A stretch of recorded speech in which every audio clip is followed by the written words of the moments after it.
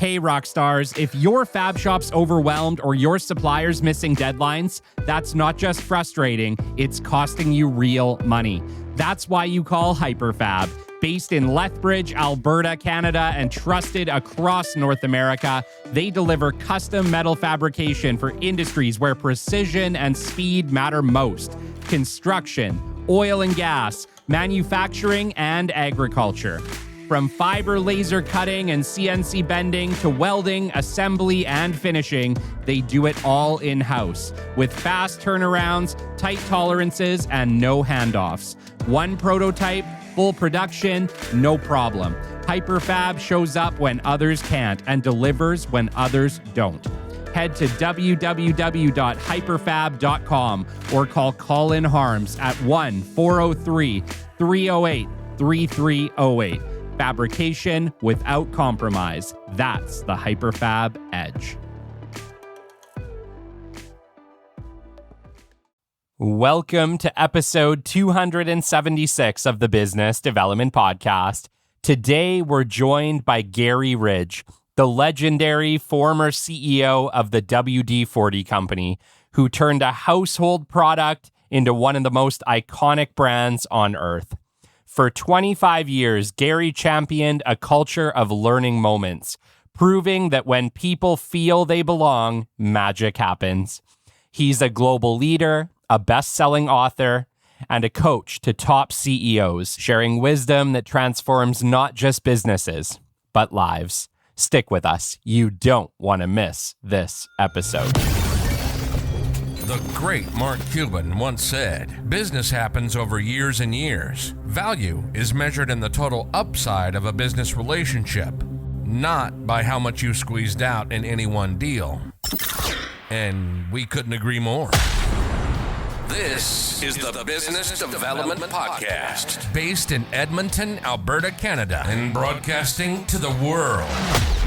You'll get expert business development advice, tips and experiences, and you'll hear interviews with business owners, CEOs, and business development reps. You'll get actionable advice on how to grow business. Brought to you by Capital Business Development, capitalbd.ca. Let's do it. Welcome to the Business Development Podcast. And now your expert host, Kelly Kennedy. Hello, welcome to episode 276 of the Business Development Podcast, and it is my absolute pleasure to introduce to you all today, Garry Ridge. Garry is a visionary leader, renowned advisor, and professor with over 35 years of experience transforming global brands and workplaces. As chairman emeritus of WD-40 Company, he championed a learning moment culture that inspired employees to turn challenges into opportunities and led the company to becoming one of the world's most beloved brands. Through his platform, The Learning Moment, Garry now partners with forward-thinking organizations, helping them build cultures where people feel safe to innovate, empowered to grow, and passionate about their purpose. A powerful speaker and author, Garry's insights resonate deeply with leaders seeking lasting cultural transformation. From the boardrooms of top companies to the classrooms at the University of San Diego, he shares hard-won lessons and actionable strategies to create workplaces that foster joy, engagement, and success. His upcoming book, Any Dumbass Can Do It, Learning Moments from an Everyday CEO of a multi-billion-dollar company, offers an unfiltered look at the principles that fueled his own journey and can elevate any organization.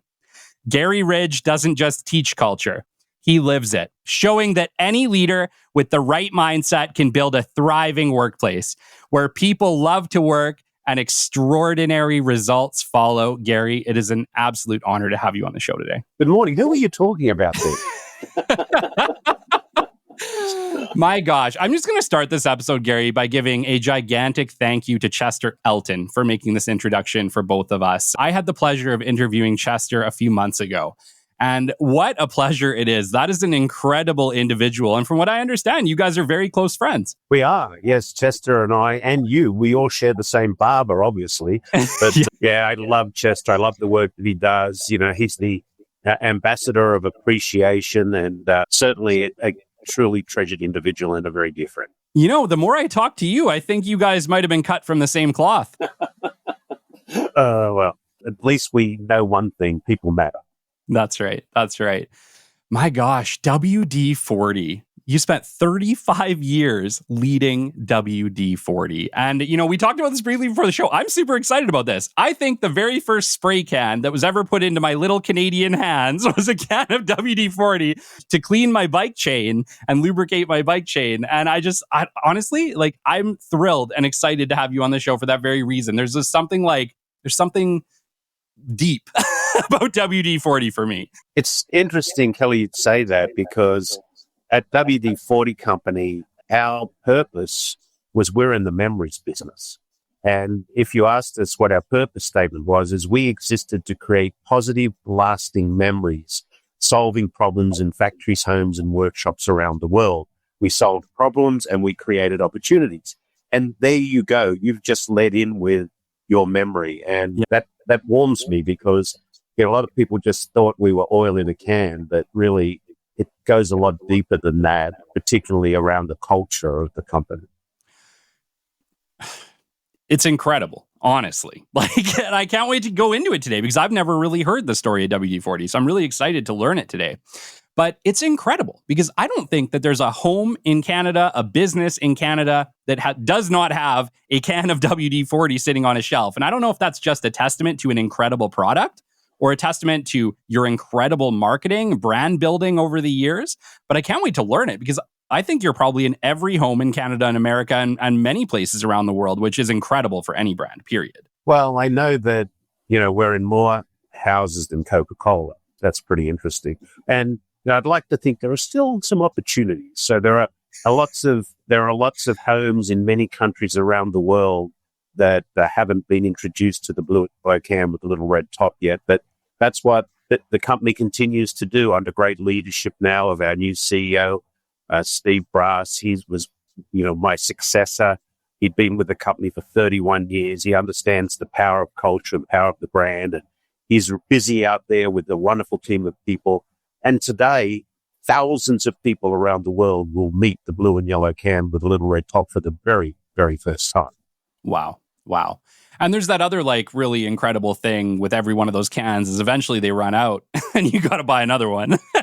So I can't tell you how many cans of WD-40 I bought in my lifetime, probably more than I can count. But I can say, there's certain products that are great for the world. Really, 100%. WD-40 is one of them. There would be a lot more squeaking doors, there would be a lot more stuck bolts, and there would be a lot more kids with rusted bike chains if it wasn't for WD-40, not to mention the hundreds of other use cases for it. Incredible product. And seriously, huge fan. But I want to get into that today. How did you end up on that journey, Garry? That was just one stop on a long journey that is still rolling along.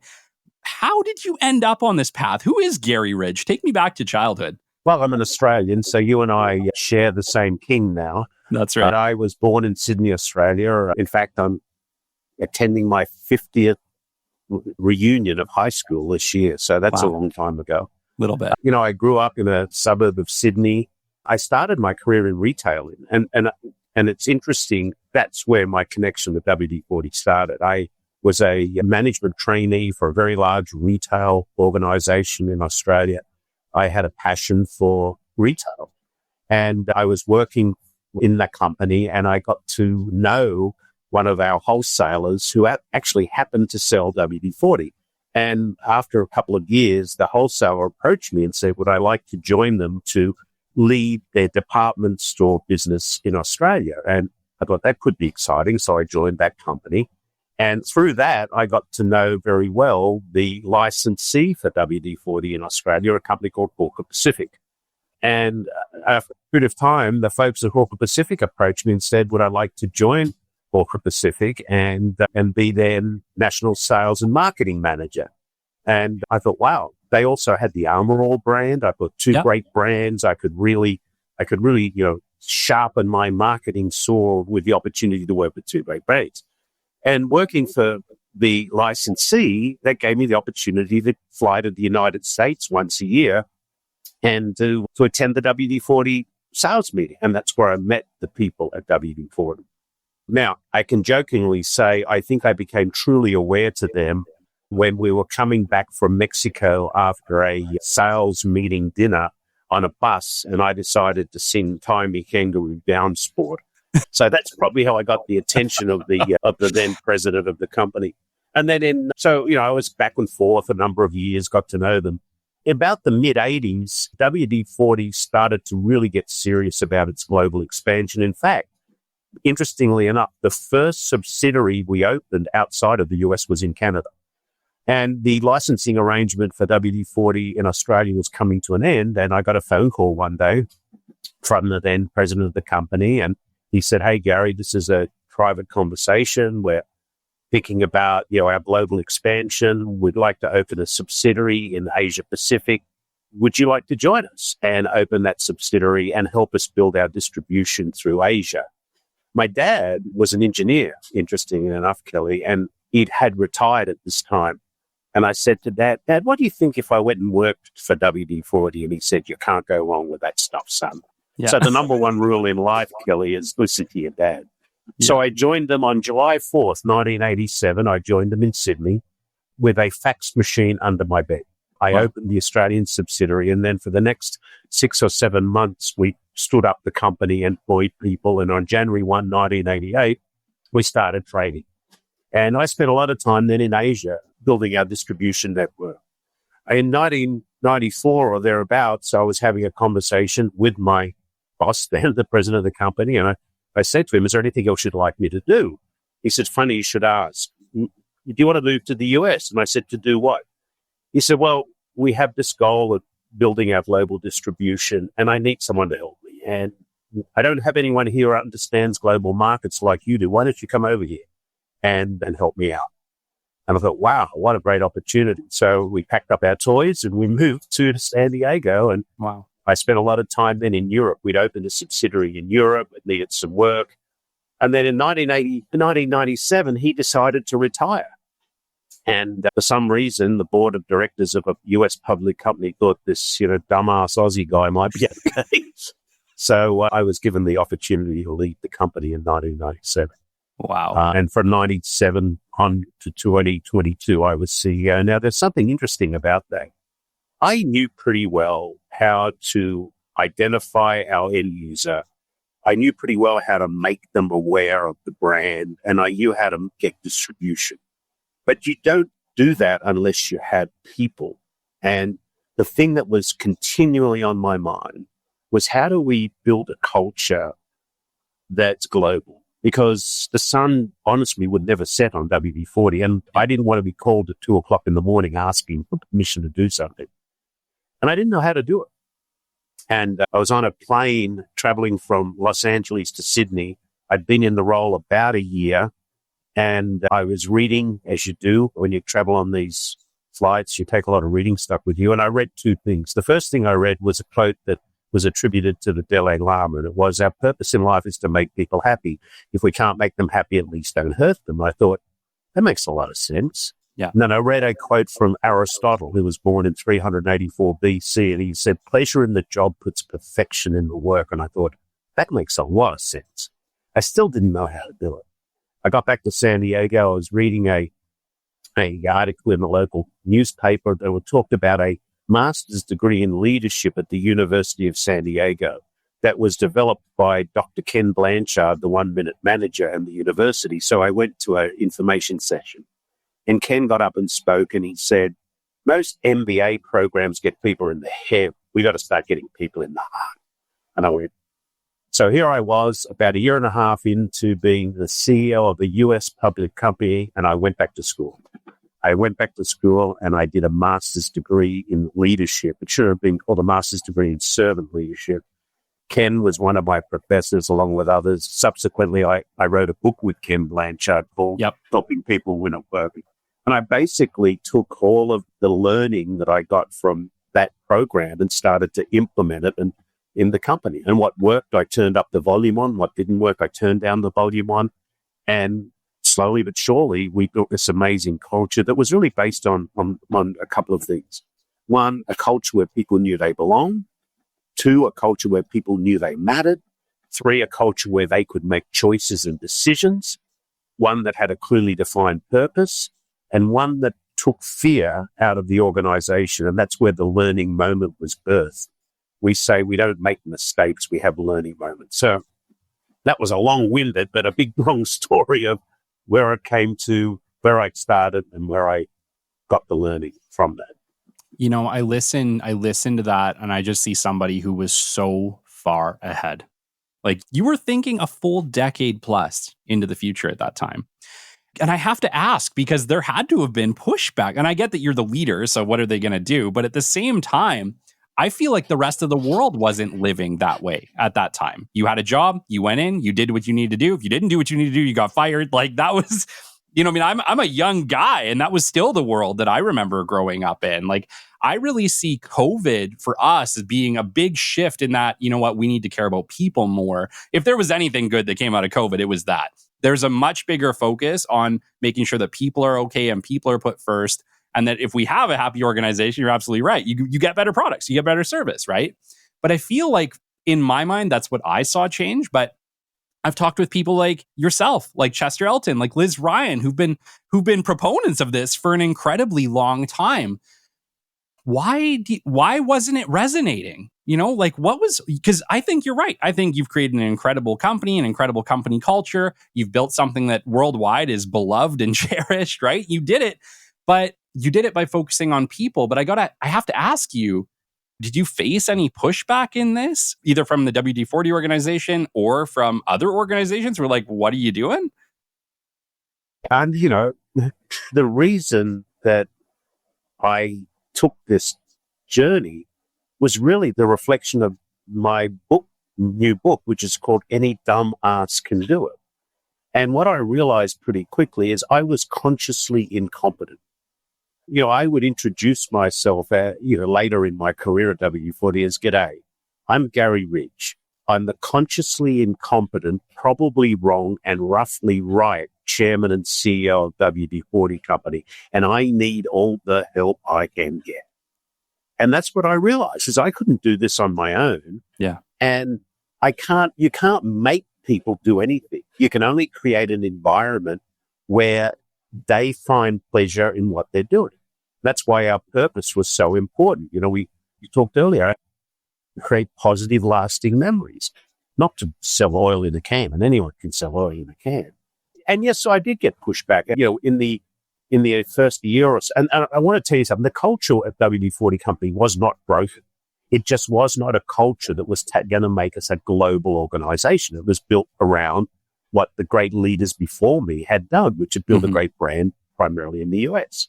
So it wasn't broken, but it wasn't going to take us to the world. So yeah, I got pushback, you know, in the first year or so. You know, people said, you know, you've been drinking too much of Ken Blanchard's Kool-Aid. You know, if we ignore you, you'll go away. What do you mean we have to care about people? What do you mean we have to be candid with people? What do you mean we have to hold people responsible? What do you mean we have to hold people accountable? What do you mean that as a leader, it's up to us to help our people grow? But slowly but surely, with the help of many people, I love that master's program so much. Over the next 25 years, I sent 30 people through that master's degree at University of San Diego. So we're embedding the learning. And I was very lucky to have a mentor like Ken Blanchard and others like Simon Sinek and Chester Elton and Marshall Goldsmith and all those that had theory around what this could do. So yeah, I've had pushback, even from my board of directors back then. You know, they what do you mean? Just give me the results. That's what we're here about. But now today, you know, so many organizations are talking about the power of culture, because, Kelly, you and I can write a really good strategic plan. No problem. However, if we don't have the majority of our people going to work every day, passionately executing against that strategic plan, we're not going to maximize the economy of our business. Strategic plan, write it, mark it up. Greg Professor marks it up. Congratulations, Kelly, 70 out of 100 for your strategic plan. But if only 20% of your people go to work every day and are passionate about executing against it because they know they belong, they know they matter, they know they can make choices, they know fear is taken away and there's psychological safety, 20 times 70 is 1,400. 80% of your people go to work every day and are passionate, blah, blah, blah, blah. 80 times 70 is 5,600. Duh. Yeah. It's so simple. It's so simple, but it's not easy. And time is not your friend. No. Not to mention, execution is flipping hard. Right? Like, I forget who I interviewed, but I interviewed somebody and they were mentioning that like something like 80% of plans fail, like statistically, which is massive. Like, as organizations, we are not great at executing these amazing plans we put together. Talk to me. How were you so successful at executing this? Well, we weren't. We had lots of learning moments, and you used the word failure. That's a bad word. The learning moment was created because people are fearful of making mistakes. Now, let me give you the real essence of WD-40. Back in 1953, the company was called Rocket Chemical Company, based in San Diego. There was a problem with condensation and corrosion in the umbilical cord of the Atlas space rocket. The scientists, or in those days, chemists, got together and they started to mix formulas to try and solve the problem. Formula 1, 2, 3, 4, 5, 20, 25, 30, 35, 36, 37, 38 learning moments. Yeah. Number 39 didn't work either. Guess what? 40 worked. Amazing. So that's why it's called WD-40. It wasn't displacing formula. Now, I'll be very honest with you. I'm so pleased they didn't give up at 39 because we wouldn't be having our conversation today. And I'm so pleased 39 didn't work because I don't think WD-39 sounds anything like as good as WD-40. No. Really, that gets back to the fact that if you have an organization where fear is taken out, Amy Edmondson talks about this all the time, psychological safety. And we know that we're going to fail, but that's okay. What do we learn from the failure? And the definition of a learning moment is a positive or negative outcome of any situation that needs to be openly and freely shared to benefit all people. So if you create that security within an organization, we used to celebrate learning moments because we knew on the other side of the learning moment, there was going to be something better, something bigger, something more exciting. I love it. I agree completely. You know, at the end of the day, I learn something every day. And I say to everybody, you know, no matter what you're an expert in, you were only an expert until yesterday because tomorrow is a brand new day and there's something out there to kick you off your pedestal. And so you're absolutely right. No matter what, we have to keep learning, no matter what we're experts in, no matter what, you know, what leadership levels we're at, there's always something new to learn. But I have to say that we can struggle at learning from the challenge, right? Do you have a process to effectively learning a lesson in a learning moment? Like, is there steps that one should take when you identify, hey, maybe there's something to learn here? Well, I think the first step is to get comfortable with you're going to have it. And then the freedom to be able to talk about it, socialize it, and, you know, work with people around it. What did we learn from this? You know, what did we set out to achieve? Why didn't we achieve it? Where could we have looked at this differently? I was visiting a company a few weeks ago, a couple of months ago, actually, and they had it's a company called OC Tanner based out of Salt Lake City. And someone said something that they said, the biggest negative to innovation is when you become the expert. And I thought, isn't that true? And they actually have a program where they rotate people in jobs when they get to a certain level because the person's become the expert. Now they're not seeing the opportunity. So someone new comes into the role. Now they see the opportunity.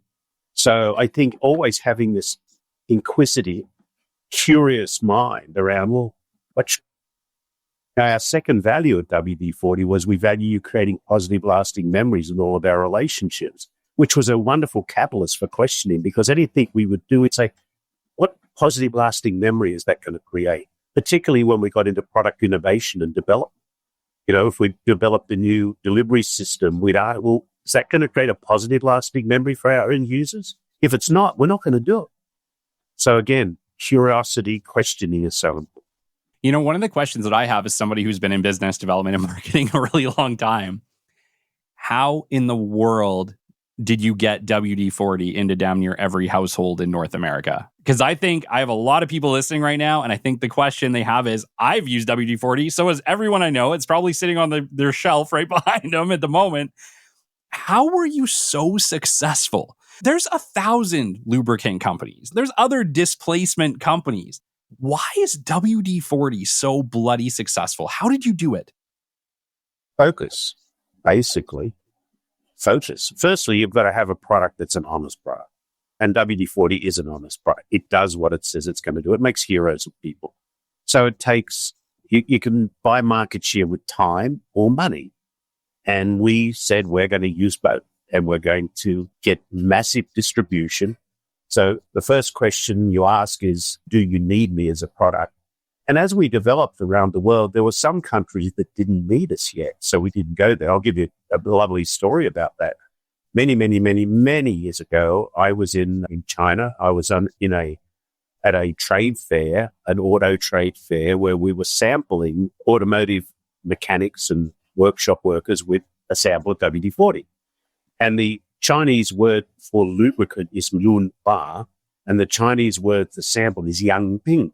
So here I am, this Aussie guy in the Yang Ping Lun La, trying to give away samples of lubricant. Yeah. And nobody was paying attention. And I thought, well, maybe my Chinese is really bad. Anyhow, out of the corner of my eye, I saw a motor stand, a stand that was over somewhere else. And there were people lining up to get what looked from the distance like a brown paper bag with a handle on, with a string handle on. And they were lining up. And I thought, they don't want my WD-40. What's in that damn bag? So I walk over, I look in the bag. There's nothing in the bag. My big learning moment. The bag had value. It was the size of a bag that actually was a great size for a scoop of rice that they'd take to their local corner store or wherever to get it. So I came back to the stand. I said, the problem is they don't see a need for my lubricant. Why is that? So we did some intercepts. And we spoke to some people, and they said, we don't need lubricant. We got dirty diesel oil and a hammer. That takes care of our problem. What do you need? Well, rust is a problem. So we changed the message from here is a sample of lubricant to here is a sample of anti-rust oil. And within minutes, we had to have security guards on the stand. So what was the learning moment there is, have you truly identified the need for your product? So once you've done that, then how do you make people aware of it? And then how do you build distribution around it? And let's be serious. It took us 70 years to get where we are right now. The company's 70 years old. Wow. But we're still not in every household in the world yet. There's still a lot of work to do, but we are in many households in Canada and the US and other places. So I'd say focus is so important. We only basically had one brand. We woke up every day knowing that that's what would feed us and keep us alive. And then, of course, the product had to work. And then the secret sauce is the culture, the people. Wow. I love that you touched on you have to speak to people in a way that they understand, because I talk about that all the time, because there's so many people who will create like general brochures for their companies or whatever, but they're speaking to like one industry and then they try to market to like 10 different industries, and you're not speaking to them in a way that they understand. And so you're absolutely right. It's just like, the story you just gave, where if you can't speak to somebody in a way and a need that they understand, it's very hard to market anything. It really does come back to, like you said, focus and targeting, like proper targeting. Absolutely. Who's the target? What's the message? And if you're not clear on who the target is, then you'll get the message wrong. And if you are clear on the target, make sure the message is aligned with what they can hear and what they will understand. And that exercise that I shared with you, that story in Beijing, absolute example of that. Yeah, it's a really great example.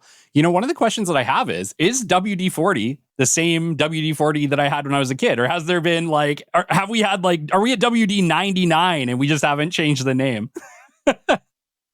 For all intents and purposes, yes. But over time, we've adapted the formula to reduce VOCs, volatile organic compounds. We've made it more user-friendly, reducing its impact on the environment. The great thing about it, though, is when you think about it, it's actually a positive to the environment. because it actually prolongs the life. So it reduces the repurchase cycle. And just in my final year as CEO, we launched a great campaign, which was called Repair, Don't Replace. Think about how positive we can be to the environment. Instead of, replacing stuff, we repaired it or kept it in better condition than it was before us. But the formula itself is a secret formula. It's never been patented. It's written on a spiral notepad in pencil, and it's trade secret. The core ingredients have remained the same basically since it was in there. That is incredible. Okay, and now I have to ask then, how do you keep a secret like that? Because that sounds like an incredible challenge. How do you keep a secret like that for 70 years? There's 5 or 6 core ingredients that all come from different places, and it's part A, part B, part C, part D, and put some of this and that and this and that and mix it this way, and then you end up with a concentrate, and then we ship the concentrate out to our packages, and packages put it into different delivery forms. It's deliberate. Well, how many people know the secret?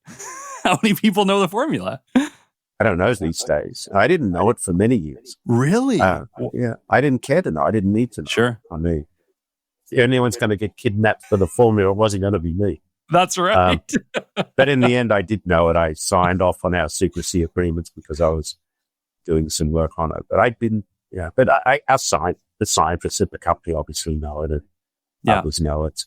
Absolutely incredible, though. Like, when you think about it, because you're right. It's like you need to know the formula, and you got to keep the formula secret. I don't care whether you're Coca-Cola or whether you're WD-40, right? Like, there's a secret formula here of how we do things. And I imagine over time, it must be very challenging to keep a secret like that, especially when you have scientists who may move to different companies or whatever else. I can't imagine it's super easy. But, over time, I used to jokingly say, look, I'll sell you the formula for $1. But if you want the blue and yellow can with the little red top, that's right, and the culture of the people that make it famous, let's start talking at $4 billion. Because it's not just the formula has to work, but it's the trade dress, the blue and yellow. We were very, very, very diligent around registering our trade dress. And funnily enough, we never, ever, ever changed the trade dress over that period of time. So, if I was to hold a blue and yellow can up to you with nothing written on it, you'd say that's WD-40. Absolutely. Yeah. So, if you want the formula, $5, you can get the formula. But if you want the blue and yellow can with a little red top and the culture that makes it great, then that's $4 billion. Yeah, that's incredible. And okay, now we got to spend a little bit of time on that, because how do you create brand awareness on that level? How is it that I can look at a blue and yellow can and say, oh, that's WD-40, right? Like, you're absolutely right. You could take all the writing off of it. I would know exactly what it is. And I think a lot of people, whether they use WD-40 or not, would. What goes into building, and I get it, you've been around 70 years, sure, it's a long time, but why is it? Like, what does it take to build brand awareness on that scale? Consistency. It's very simple. Consistency. That's it. Don't be tempted to changing something. Over my period of time there, I don't know how many times I had agencies and whatever come on. Hey, you need to refresh your brand. Why? It's been around for fill in the blank number of years. Yeah. So you want me to refresh the brand and change it. And then you want me to invest millions of dollars to go and tell the people who already know it that it's now different? Duh. Why do I want to do that? No, I'm not going to do that. I love that. It's consistency around the period of time. We never changed it. We were very diligent around that. That's amazing, because you're absolutely right. There are a lot of marketing agencies that are constantly, you need a brand refresh, you need this and that. And your opinion is no. I love that. You're the first person who's ever said that. So I just spent billions of dollars over years making people aware of it, and you want me to change it? Why? Why? Oh, well, it's all in. Wait a minute. There's millions of people around the world who haven't even met it yet, so it's not old. And then the agencies want you to, that's how they make money. Yeah. Yeah. I love it. I love it. I kid you not. At this point, we're at 276 episodes. I haven't had one person naysay a brand refresh until now. So I think that might be a pretty big takeaway from this episode for sure. You know, Garry, I want to chat with you. You've been a leader for an incredibly long time. You know, you've led WD-40 since 1997. Like, dude, I was like, I don't know, 10 years old in 1997. So a lot has changed. A lot has changed. What was it like being a CEO in 1997 versus being a CEO in 2022? Take me into that. Like, was it the same or was it way different? Well, I'll tell you what it was, and continues to be the same. People. And whether it was 1997 or now, people want to belong, they want to know they matter, and they want to know they make choices. Now, of course, things changed. You know, we had technology that changed the way we communicate. We had events that hit us over time, whether it be the great financial crisis, COVID, so it changed over time. But what didn't change is what really matters. People. Yeah, they're the simple. So that's what didn't change. I love it. I think people is where we struggle the most, right? Like it really is. I think every organization struggles with how do we manage our people in a way that we are happy with, that we get productivity out of, and that ultimately we're able to continue to grow the company because every company is composed of its people, right? You talk about any product or any company, what you're really talking about is a group of people working for, a shared cause, right? Trying to build a shared vision and a shared cause. But trying to get everybody on that bandwagon. And this is why I kind of wanted to chat with you, because you seem to have been very successful at getting people all firing in the same direction, no matter where they're at on the corporate structure. And I think that can be really challenging, especially for people who, they're just trying to provide for their families. And I think a lot of the people working for WD-40, that's what they were trying to do. They maybe didn't see the whole vision about what WD-40 was doing, but they did see the roof that WD-40 put over their head. They saw the food it put on the table. They saw, the college it paid for their kids. Walk me through how are you able to do that, to unify so many individuals? It can't be easy. Are there steps and things that companies can do to start that process? Because I think all companies want to unify their people as much as possible. They want to make sure they're looked after, but they also want to make sure that they're getting the right level of performance, that they're able to grow, that they're able to meet their quotas and their goals and the growth goals for the company. And I think sometimes that can be really hard to manage just about everywhere. Is there a blueprint for success here? Well, the first thing I'm going to tell you is get rid of the word manage. Do not manage people. Manage inventory and bank accounts and stuff like that. But we do not manage people. Our role is to coach people. The number one role of any leader is to help those they have the privilege to lead step into the best version of their personal self. So we took the word manager out of our vocabulary. Everybody was called a coach. And if you think about a coach, there's some attributes of a coach that are very aligned with what we do in business. Firstly, a great coach has to understand what it takes to win the game.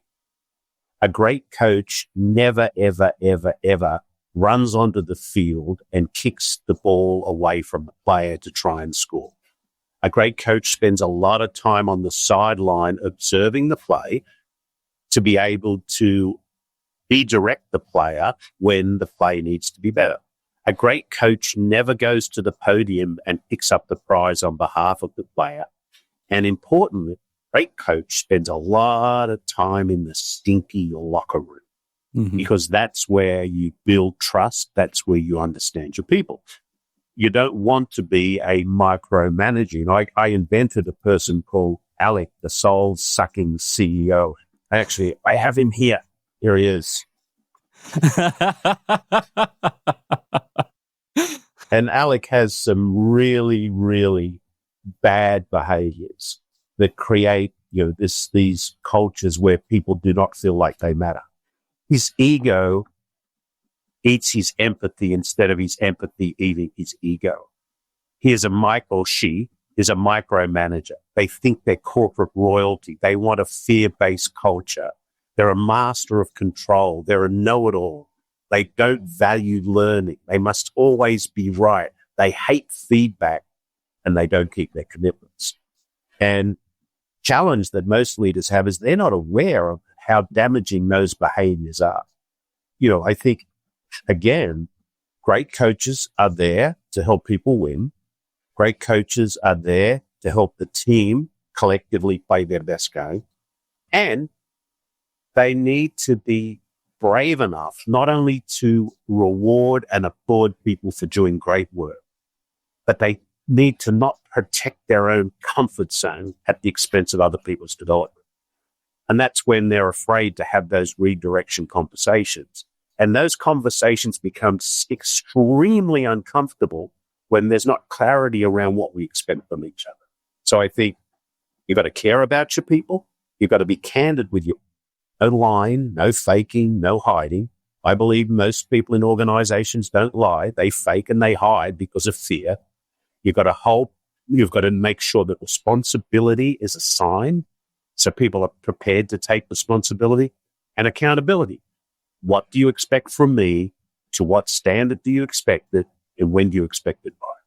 And then your job is just to help people win, win, win, win. Our tribal promise at WD-40 was a group of people who came to get protect and feed each other. That was our just cause. And that's what we did. And in our employee opinion surveys, we had 93% employee engagement. 98% of our people said they loved to tell people they worked at the company. This one, 97% of people said they trusted and respected their coach. Now, the coach was, quote, their manager. Yeah. And the reason they trusted and respect their coach is they knew that the coach was there to help them win. That's because they hate the boss. Wow. My gosh, though, but how do you get so many people in leadership positions that are ready for that level of responsibility? Because I think it takes a special leader to coach rather than to just try to get results, right? Like, how was WD-40 able to do that? A friend of mine, his name is Charlie Maloof. He has a chain of Ashwood furniture stores in Charlotte, in that area. And he says, you cannot microwave culture. It takes a crock-pot approach. And that's how it is. It's simple. It's not easy. And time is not your friend. So it's consistency. It's a bit like our consistency around our brand. You've got to live it every day. You've got to embed it in behavior. You've got to be tough-minded and tender-hearted. So it takes time. You cannot sprinkle fairy dust on an organization and change culture. No way. It takes time. But you've got to have the fundamentals in place. You've got to have the things in place that are important to build a great culture. And if you think about building a great culture, one of the things you need to have in place, firstly, you've got to have a people-first mindset. Your coaches, you're not managers. You've got to have a brave accountability in behavior. You have to have a clearly defined, authentic purpose. You have to have a hierarchical set of values that protect people and set them free. You've got to have transparency and a simple vision. You've got to have learning moments that reduce fear. You've got to have belonging, acceptance, and connectedness, respecting all people. And you've got to have those 4 pillars of care, candor, accountability, and responsibility. Wow. Talk to me, were these things developed before you got there, or were these things like the values, was this something that you had to sit down and develop when you took charge? Or were these values already part? Was the mission already there? Was the vision already there? Or was that something that you had to bring to the company? Well, there was a different mission, vision, and values because we were a different sort of company. When I went through my program at USD and, I started to look at, okay, what is our purpose? What is it going to look like to the future? Our values took us about a year to get them, develop them, embed them, socialize them, have people aligned with them. This is work. It's not, as I said, it's not fairy dust. So there was nothing wrong with the company. It just wasn't the company that was it wasn't the culture that was going to take us to where, to quote Marshall Goldsmith, what got us here wasn't going to get us there. Yeah. My gosh, what do you think is next? What do you think is coming next? The new CEO. Do you think there's big changes coming? Well, Steve's been in place for 2 years now. Yeah. And, he continues he understands our brand brilliantly. He understands culture is a competitive advantage. Sure, he'll do different things, but the core is the same. I mean, Yeah. it's all about, and yeah, there's still a long growth road in front of the company. So come and do it. I tell you that my kids will know WD-40 well. I will be an avid supporter long until I'm dead, I'm sure. It's not going anywhere on this side of the world. So you've left a hell of a legacy with WD-40. I just wanted to congratulate you on an incredible, incredible career working with an incredible company. And you've done a great job. There's no two ways about it. Your leadership has taken that company to a whole nother level, has put it in, like I said, I'm sure almost every household in North America at one point or another. Incredible. And so great job. Great work. It wasn't about me. I mean, Yeah. It was about the people I had the privilege to lead. So it's what's important. Absolutely. Absolutely. I want to get into it. The new book. Any dumbass Yes. can do it. I can resonate with that. I'm a dumbass sometimes, so why not? Talk to me about the book. What is Any Dumbass Can Do It? Learning moments from an everyday CEO of a multi-billion-dollar company. That's a hell of a title.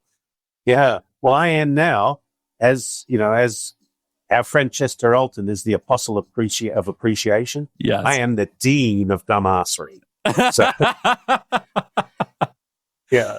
So, the title was deliberate in that I think a lot of leaders think that building great cultures is overwhelming, but it's really not if you know what the ingredients need to be and you're going to do it consistently. I honestly say if I was able to lead an organization to build a great culture, anybody, dumbass Aussie, like one-time traveling salesman from Australia, as someone called me once, but I think it's really about the book. So I think that business has a opportunity and a responsibility to make a positive difference in the world.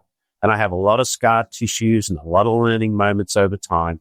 So the real objective of the book was to take all of those and put it into 26 or so chapters of, what did we learn about the power of culture? What did we learn about connectedness? What did we learn about the learning moments? All of the things that we learned over those past 20-something years is now in that hardcover book called Any Dumbass Can Do It. And I'm hoping that it will help leaders be confident and have and provide, honestly, the tools that they can take and adapt and change if they want to help them build organizations where they have people who go to work every day, make a contribution to something bigger than themselves, who learn something new, who are protected and set free by a compelling set of values, and go home. Happy people create happy families create happy communities create a happy world, and we need a happy world, and business can make it. Yes. Leadership is challenging. I think, I don't think anybody is born a leader. First off, I know we go with there's born leaders. I think leadership is learned. I think it's embodied as well. And I think confidence is a huge aspect of leadership, right? You're clearly an incredibly confident person. I'm not sure if you felt imposter syndrome when you were offered the role of CEO of WD-40 back in 97, but I know I've struggled with imposter syndrome. I know I've struggled with confidence. What are some of the secrets from someone who has run a multi-billion-dollar company? How were you able to foster confidence in yourself? Understanding that in most circumstances, I'm probably wrong and roughly right, which is important. But, then again, there needs to be discipline. At the end of the day, Kelly, we're just these basic human beings bumbling our way down this pathway of life. And in the bushes are what I call thieves that run out and take us off the path. And they're thieves of greed, and patience and ego and all these things. So something I learned back a long time ago was I asked myself the question, am I being the person I want to be right now? And it's part of my coaching. I coach CEOs now. And the first stage of my coaching with them is awareness. Are you aware of who you want to be? And can you describe who that person is? So, on my computer screen and on my little notebook, I have a little sticky note that says, am I being the person I want to be right now? And then I have a list of who is that person. And I say, I want to be grateful, caring, empathetic, reasonable, a listener, fact-based. I want to have a balanced opinion. I want to be curious. I want to be a learner, and I want to throw sunshine, not a shadow. And I have to remind myself of that all the time because the world or these thieves will take me out of who I want to be. And I guess it's firstly awareness and then it's intention. So the second stage of my coaching is, now that we are aware of what we want to be, what are we going to intentionally do to be that person? And that from that becomes our actions, if you will, and our behaviors. So we're not perfect in any way, shape, or form. The three most important words I've learned in my whole life are, I don't know. And I am so comfortable with those three words. So I think I didn't have imposter syndrome because I knew that if I didn't know, or if I wasn't capable, if I was brave enough to depend on others to help me, they would. But if I thought I had to do it, then I would have had imposter syndrome because I'm consciously incompetent and probably wrong and roughly right. Yeah. Yeah. I grew up working at organizations with punishment culture, as I think many did. I'm sure yourself as well, right? Like, you were very forward thinking. I think running organizations, fear-based culture. There you go. That's the right word. Yeah. Sorry. Yeah. Every once in a while. But I think many organizations, in the 90s, even 2000s, even now, are still running on fear-based culture, which really, like I said, really kind of breeds that, like, oh shit, like, I sure hope I know enough that they think that I know, because I don't know what I need to know, right? Like, I think most of us have struggled with that. Like, when I got into business development, I remember being asked, hey, you're really great at dealing with people. Do you want to be in business development? In college, I never even learned about business development. I went to business school, right? Like, so I remember hopping on my computer and Googling it, what is business development? But yeah, like, I think I've had plenty of situations in my life where, I felt like an imposter, and I've coached many people myself who have felt like imposters, right? But I think we all feel that way because we all don't have all the answers, and yet I think a lot of people are expected to know answers that they just don't have. But we live in a time where you can find them out, right? Like, there's somebody who knows. You just got to figure out who to ask. Fear is one of the most disabling emotions we have. Think about a deer crossing a road, right? A deer's crossing the road. There's headlights coming towards them in a car. They stand there and they look at the headlights because they're afraid. What happens? Bang. Bye-bye deer. That's what we create in organizations, is we paralyze people because of fear. Now, that doesn't mean we're going to put up with incompetence. Not at all. But incompetence, the offset to the incompetence is learning. So if you think about the real role of a leader, they're a coach, and a great coach is a learner and a teacher. So we as leaders need to be always learning ourselves and encouraging it within the organization, and always teaching. And if we're doing that, then the fear will become less, because we know that, well, if we don't have the answers, we'll find it. We'll get the answer. We'll find someone can help us. We'll be able to move this to the positive side. Yeah. Garry, what do you think is going to be important for leadership as we move forward? I know time changes all, but like you said, we're always dealing with people. Do you think leadership will always be the same? Or do you think like this new advent of AI and all these other technological changes, do they change anything? Or is leadership of people always the same? Do you think there's new lessons or new ways that we're going to get better at leading? Or do you think we're kind of at the pinnacle of being able to lead right now? It comes down to, since the beginning of the time, people are people. Ugg, the caveman, wanted to belong, wanted to matter, and wanted to make choices.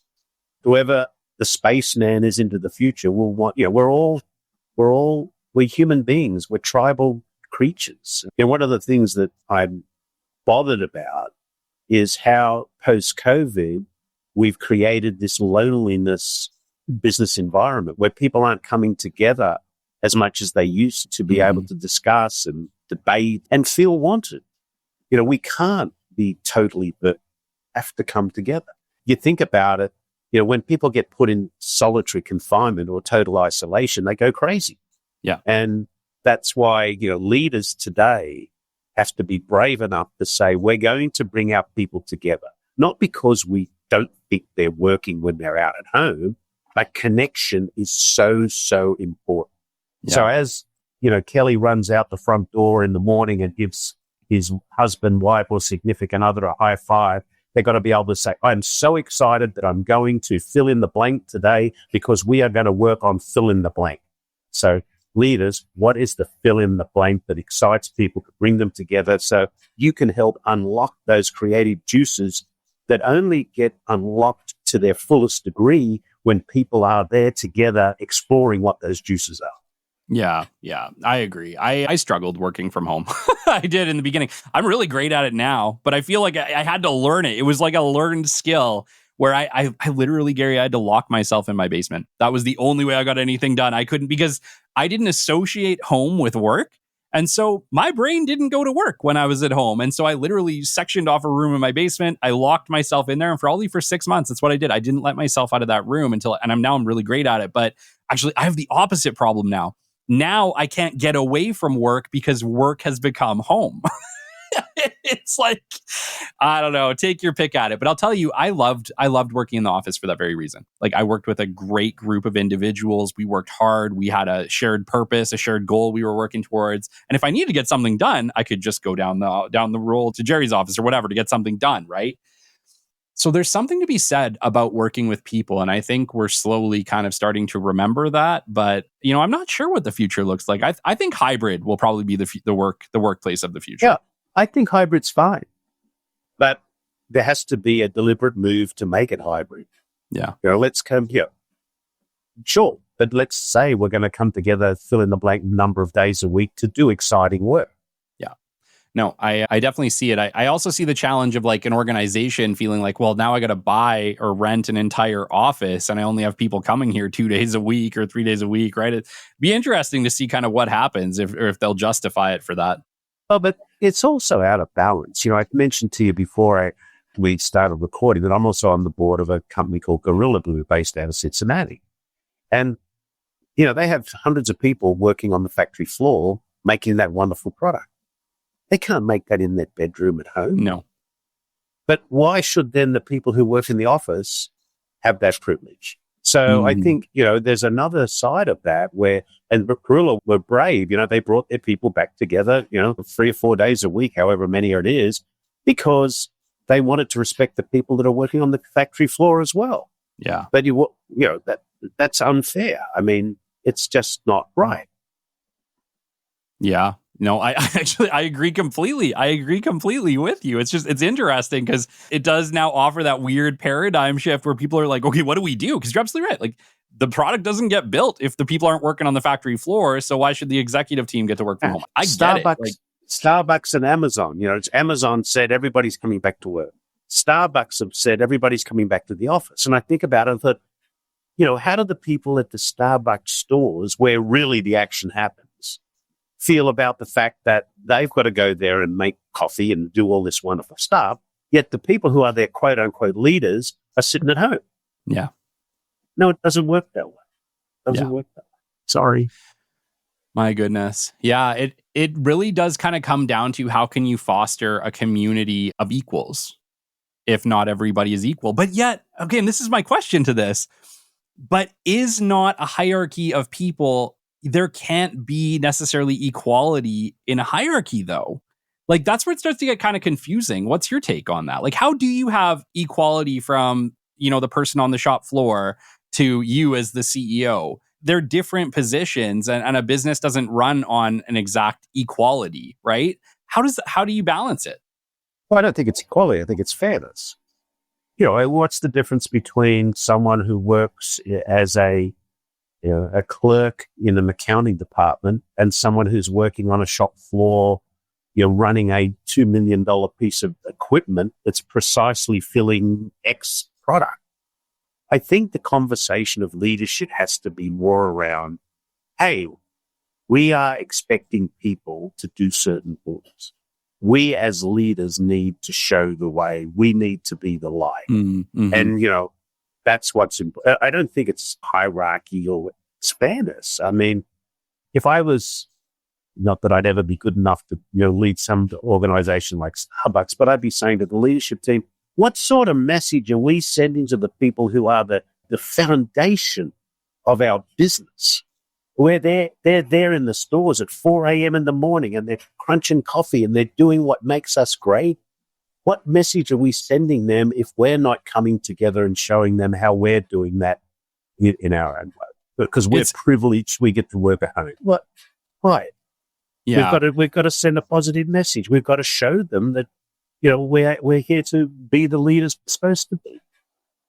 You're leading by example. You're saying that if I'm going to ask you to come into your workplace at 4 a.m., I'm going to also come into my workplace. That's what you're saying. And that's when I talked about a great coach spends a lot of time in the stinky locker room. That's the locker room. You got to be down. You got to be in the trenches to understand the trenches. This is kind of what you're saying. Love it. Love it. Garry, this takes us to the end of our interview today. But before we do, I want to learn a little bit more about what services you offer. I know that it's not just books. You're not just chairman of multiple boards, but you mentioned executive coaching. What else are you doing these days? Well, I'm not chairman of other boards. I sit on the advisory board at Gorilla Beer. I coach, I think 6 or 7 CEOs right now. I don't do rehabilitation coaching. In fact, one of my coaching clients is the head of a Canadian public company, which is really fun. But, and I have CEO scar tissue. So, I coach public company CEOs. If they're in the new role of what do they expect? How you've just gone from having quote unquote one boss to a board of directors and a whole bunch of shareholders. And, how do you can't please all the people all the time. So I do that. I speak globally on the topic of corporate culture and how to build great cultures. So I do that. I write on LinkedIn. Please follow me if you can. I posting a couple of times a week, some of my learning moments and my scar tissue. So I do that. So, I just completed my 25-year apprenticeship in leadership. Now I'm putting it to, and my purpose is I help leaders build cultures of belonging where love, forgiveness, and learning inspire a happy, more connected world. That's my plan. Amazing. Amazing. And Garry, if people want to get in touch with you, CEOs listening, maybe want to coach with you or apply to coach with you, as well as maybe hire you for a speaking engagement, what is the best way for them to go about doing that? My website is www.thelearningmoment.net. There's a connect with me there. Come straight to my email, so you can get with me there. On LinkedIn, you can direct message me on LinkedIn, and I'll eventually answer. Amazing. I get that. I totally understand the eventually at this point. I feel the same way. Garry, this has been incredible. I honestly cannot wait to read your book. By this point, it will be out. There will be links everywhere. The book is called Any Dumbass Can Do It: Learning Moments from an Everyday CEO of a Multi-Billion-Dollar Company. We've been chatting today with Garry Ridge. It has been an honor. Incredible. I love the work you've done. I love the product WD-40. And I just want to thank you for everything you've done for the world. I want to thank you because it's through voices like you that we can get the message out that life's a gift. Don't sit it back. Until next time, this has been episode 276 of the Business Development Podcast, and we will catch you on the flip side. This has been the Business Development Podcast with Kelly Kennedy. Kelly has 15 years in sales and business development experience within the Alberta oil and gas industry and founded his own business development firm in 2020. His passion and his specialization is in customer relationship generation and business development. The show is brought to you by Capital Business Development, your business development specialists. For more, we invite you to the website at www.capitalbd.ca. See you next time on the Business Development Podcast.